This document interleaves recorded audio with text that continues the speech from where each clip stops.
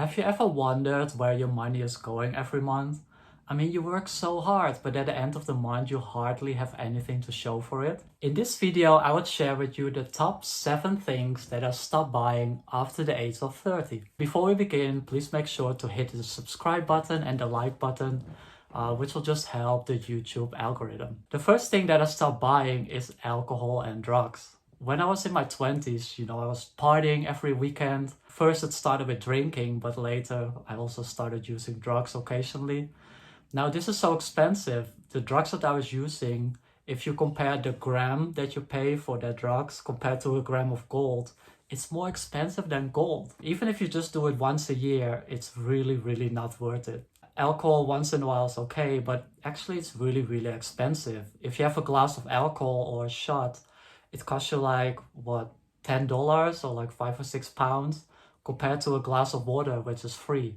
The second thing that I stopped buying is overpriced clothing. When I was in my 20s, I thought that if I have really expensive clothing that people will like me, which is not the case at all. Over the years, I've traveled so much, and every time I would visit a new place, I would get a bag of souvenirs. They're really expensive, especially as I bought them at the airport. And initially it was fun, you come back home to your family, you give them a souvenir. But if they have like 10 or 20 key rings, it's like, oh, there he is again with another souvenir. So that's the third thing that I stopped buying. The fourth thing that I stopped buying are expensive supplements. They cost like 50 or even $100 a month. And often there was no scientific proof that it actually worked, and I didn't feel any better. So why take like this placebo that doesn't really work? Rather than using supplements, I actually shifted to a healthier diet, which leads me to point number 5. I shifted to a plant-based diet, which is much cheaper than a meat-based diet. If you think about it, if you go to the grocery store, like you can get vegetables for pennies.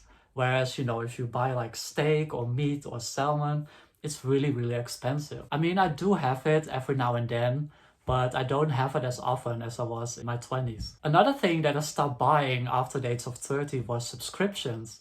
I mean, I still have a couple of subscriptions, but before that, I had magazine subscriptions and subscriptions for website hosting and this and that. And I had like tens and tens of subscriptions, which cost a lot of money.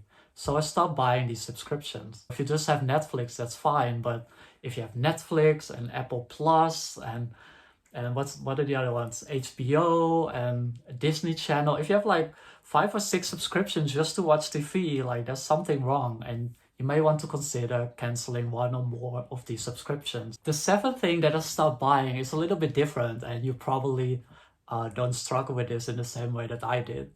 But as a teenager, I was a really big fan of Kylie Minogue, and I still am. But in those days, I thought that I was a bigger fan if I had more of her stuff. So whenever a new single or an album came out, I will run to the record shop, I will go to eBay, and I will buy every single version of that album or single. The German version, the Korean single, the Japanese version. So I had like 20 different versions of her latest album, and that were all like gaining dust in my bedroom. So that cost me thousands and thousands of euros and pounds over the years, plus all the concerts, the t-shirts. I even have some of her lingerie, which is just crazy. And I realized, like, I don't need to buy all that shit. Like, it's just gathering dust. And at that time I thought, oh, I need to have all of this stuff to impress other Kylie Minogue fans that I'm a bigger fan of her, which is just absolutely ridiculous. So if you're a fan of someone, it's great, to go to a couple of concerts, buy some of their music to support them.